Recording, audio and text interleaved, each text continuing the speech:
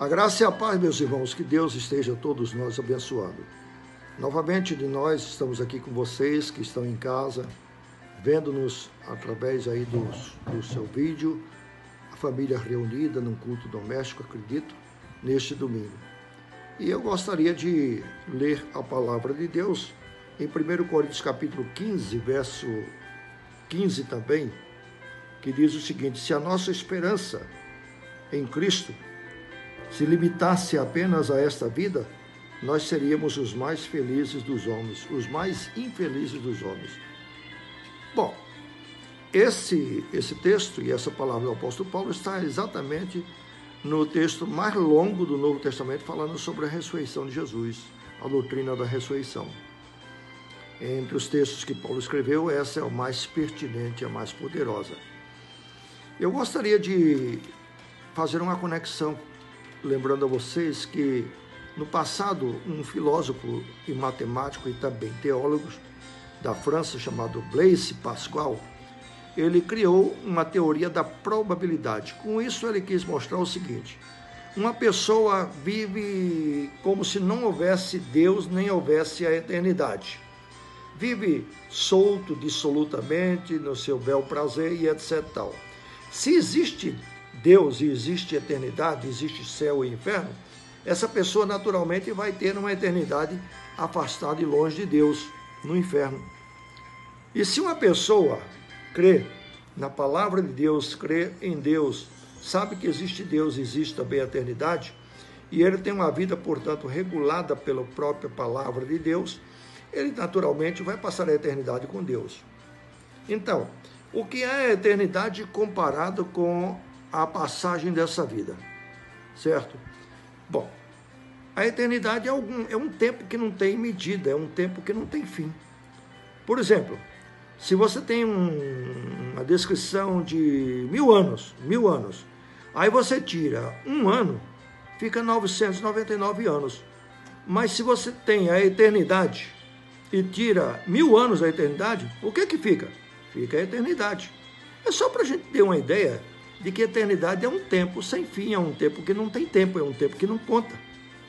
É infinito, tá?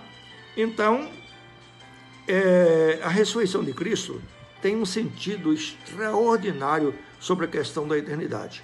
Nesse capítulo 15 de 1 Coríntios, o apóstolo Paulo diz assim: olha, se Cristo não ressuscitou, então não há ressurreição.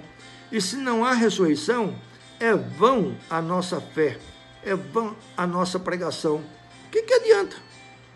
Está tudo acabado se Cristo não ressuscitou.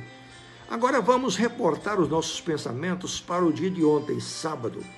Imaginando o sábado em que Jesus estava no túmulo. Enquanto Jesus estava no túmulo, aonde estava a sua igreja, onde estavam os seus discípulos? Estavam a portas trancadas, estavam desanimados, estavam derrotados, estavam frustrados, estavam sem ânimo para nada, chorando. Eles estavam assim, talvez caminhando nas suas atividades do dia a dia, ou quem sabe um ou outro em uma quarentena trancado dentro de casa, mas o fato é que os sonhos deles tinham desmoronado. Então, eles até, alguns dizem aos evangélicos, algumas mulheres projetaram o seguinte: domingo, né, de manhã, nós vamos até o túmulo para embalsamar o corpo de Jesus Cristo. Mas quem vai tirar a pedra? Porque no túmulo colocaram uma grande pedra. Quem vai remover aquela pedra? Bom, qual não foi a surpresa que elas chegaram lá no túmulo e o túmulo estava vazio. E a pedra tinha sido removida. Então, em função da ressurreição de Cristo, toda a base da fé cristã, se a ressurreição não existe, a base da fé cristã também está toda arruinada. E a grande certeza que nós temos da ressurreição é porque já existiu uma ressurreição. Foi uma única ressurreição. Vai haver outras, diz a Bíblia, claro, muitas e milhares de outras, mas essa foi a primícia. Jesus é a primícia dos que dormem. Ele foi o primeiro a ressuscitar, ou seja, foi o primeiro a tornar a viver para nunca mais morrer.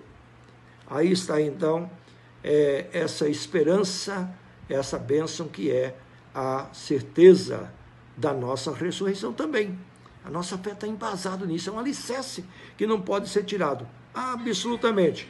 Agora, depois que os discípulos verificaram que Jesus ressuscitou, as mulheres foram contar e eles começaram a ver Jesus Cristo, porque Jesus apareceu muitas vezes durante vários dias antes de ser assunto aos céus aos seus discípulos. Diz a Bíblia que teve um momento que ele apareceu até a 500 homens de uma vez só, 500 pessoas, quer dizer, muita gente viu. Os discípulos mudaram completamente a sua vida. Eles foram encorajados para pregar o Evangelho, eles saíram pelo mundo inteiro dizendo que Jesus ressuscitou. Essa tornou-se a sua âncora, tornou-se a grande mensagem. Nós cremos num Deus que está vivo, nós cremos que alguém que morreu, nós vimos, nós sabemos, mas que alguém que venceu a morte, que já ressuscitou. E isso tornou a vida dos discípulos e da igreja pujante, tornou a vida realmente maravilhosa. Graças à ressurreição de Jesus Cristo, os discípulos saíram das quatro paredes, a igreja saiu para fazer o trabalho missionário, não é? Enfrentaram os poderosos, enfrentaram as perseguições, enfrentaram todas as adversidades possíveis, e todos aqueles discípulos de Jesus, à exceção de João, provavelmente, todos eles morreram martirizados, porque afirmavam que Jesus estava vivo, Jesus ressuscitou. Eles não morreriam, evidentemente, por uma mentira. Claro, eles estavam certos de que Jesus tinha ressuscitado e eles tinham esperança. E a esperança é exatamente isso que diz o versículo 15 do capítulo 15 de 1 Coríntios, não é? Se a nossa esperança se reduz apenas a essa vida, seríamos os mais infelizes de todos os homens. Queridos, graças à ressurreição de Jesus Cristo, nós estamos hoje pregando o Evangelho.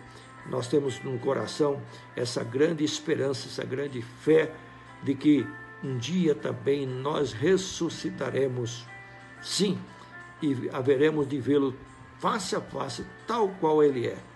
Que Deus nos abençoe nesse domingo de ressurreição. Aproveite bem para meditar sobre essa grande bênção, porque se Jesus não tivesse ressuscitado, ele seria igual a um Buda, um Maomé, um Mao Tse-tung, qualquer um outro líder político, religioso, fundador de religião, não importa. Todos os homens morreram e foram sepultados e estão lá. Jesus não. O túmulo está vazio, ficou vazio, porque ele ressuscitou. Ele não é como os outros.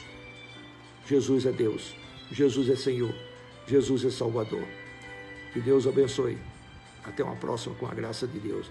Que a graça do Senhor Jesus esteja sobre